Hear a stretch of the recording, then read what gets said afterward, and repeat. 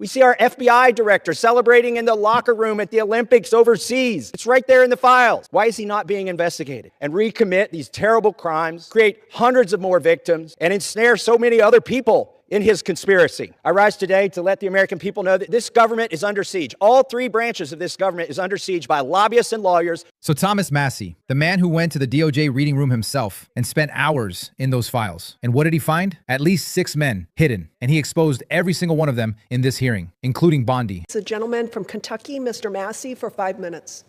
Thank you, Madam Speaker. Congress created the Department of Justice. Congress funds the Department of Justice. And Congress is responsible for the oversight of the Department of Justice. When will we see justice? I'll tell you what I've not seen. I've not seen any arrests from the revelations in the Epstein files. Over 3 million documents describing horrible things, describing unspeakable things, so much of it redacted. Over 24 people have resigned, CEOs, members of government worldwide. But I haven't seen any arrests or investigations here in the United States from this Department of Justice. Prince Andrew, Duke of York, who has since been stripped of his royal titles due to his affiliation with Jeffrey Epstein, has been arrested. Peter Mandelson, who previously served as UK's ambassador to the United States, resigned in disgrace from United Kingdom's House of Lords and the Labour Party, and he's been arrested. Former Prime Minister of Norway, Torbjorn Jagland, has been charged, but we don't see any charges, arrests, or investigations in the United States. What do we see? We see our FBI director celebrating in the locker room at the Olympics overseas. It's fine to be proud of this country, but we should be proud of this country because we have a system of justice that works, and yet we do not. Who are the men that should be investigated? I'll name them right here. Leon Black. You don't even have to see past the redactions to see that this man needs to be investigated. Jess Staley, accused of terrible things. It's right there in the files. Why is he not being investigated? And Leslie Wexner. Why did the FBI list him as a co-conspirator in their own documents in a child sex trafficking case and then tell him, according to him, that they had no questions for him? Why is that?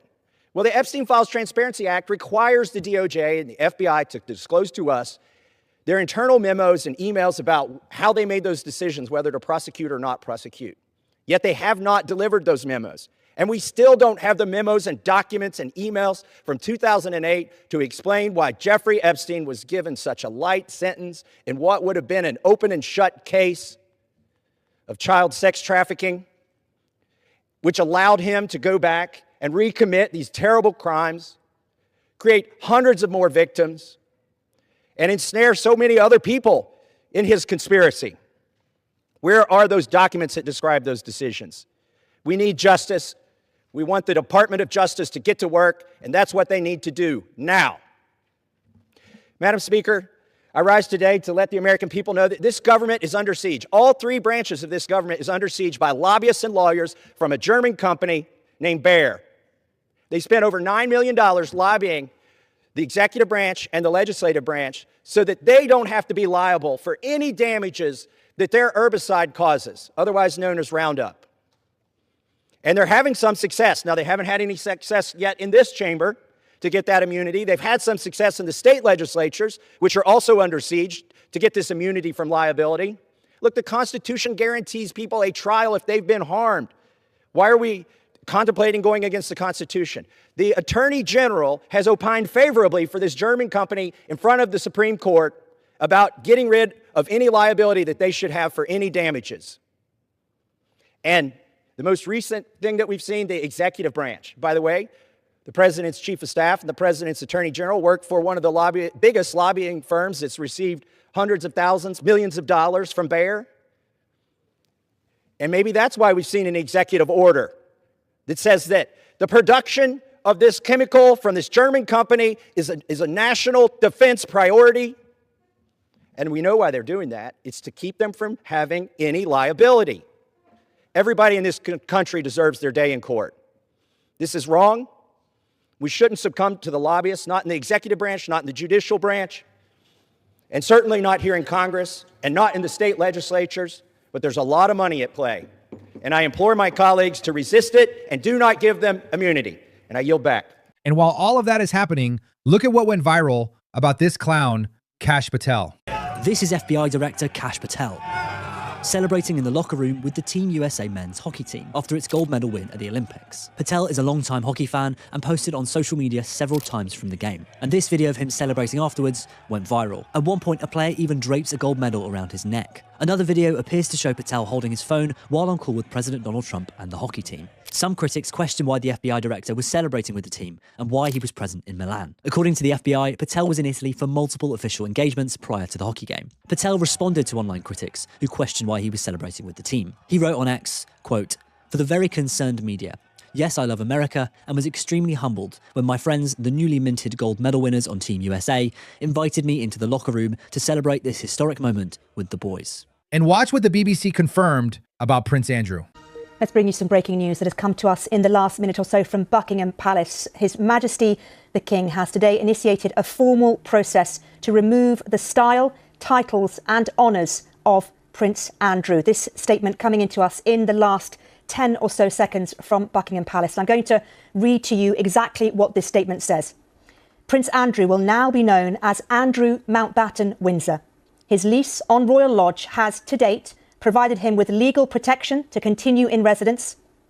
Formal notice has now been served to surrender the lease, and he will move to alternative private accommodation. These censors are deemed necessary, notwithstanding the fact that he continues to deny the allegations against him. Their Majesties wish to make clear that their thoughts and utmost sympathies have been and will remain with the victims and survivors of any and all forms of abuse. So just to repeat this breaking news, His Majesty the King has initiated a formal notice, a formal process to remove the style, titles and honours of Prince Andrew. Let's cross live now to our royal correspondent, Helena Wilkinson, who is on the phone live with us from Windsor. And Helena, just explain to us, if you can, what has brought us to this point. Well, there has been, Mariam, over a number of weeks, we've seen continued scrutiny and continued allegations around Prince Andrew and his links to the sex offender Jeffrey Epstein allegations, which he continues to deny those allegations. Well, this evening, an incredibly significant development in this story, that statement that you read from Buckingham Palace in the last couple of moments that we have had into us. Just repeat the main part of that statement. His Majesty has today initiated a formal process to remove the style, titles and honours of Prince Andrew. If we rewind a week or so ago, you'll recall that statement that came via Buckingham Palace that was from Prince Andrew, where he said he was voluntarily giving up his titles, the Duke of York and the other honours that had been conferred upon him. He said at the time that was because it was a distraction. The allegations that were continuing against him were a distraction to the work of the King and other members of the royal family. But this evening, that statement from Buckingham Palace, a very significant statement, firstly, that the King has today initiated a formal process to remove the style, titles and honours of Prince Andrew. So up until now, Prince Andrew had voluntarily given up those titles and the honours, but it meant that they were sitting dormant. But it's now clear from that statement this evening that the King has today initiated a formal process to remove the style, titles and honours of Prince Andrew. The other part of the statement, which is of course significant, is that Prince Andrew will now be known as Andrew Mountbatten Windsor. And also, significant development in this story that's been ongoing for the last couple of weeks, the scrutiny, intense scrutiny around the Prince Andrew issue, is that the statement also from Buckingham Palace reads tonight that the lease on Royal Lodge, that is the 30-room mansion where Prince Andrew has lived for more than 20 years. The statement says that has to date provided him with legal protection to continue in residence. But this evening, the palace has said that formal notice has now been served to surrender the lease, and he will move to alternative private accommodation. What we don't know, well, there are many unanswered questions still this evening, but what we don't know is where that accommodation is. That hasn't been released in the statement this evening. But again, over the last couple of weeks, and with further allegations around Prince Andrew, his links to the sex offender Jeffrey Epstein, there has been intense scrutiny on his living arrangements. He lives in Royal Lodge, which is a huge property, 30-room property, within Windsor Great Park. It's about 3 miles or so from Windsor Castle.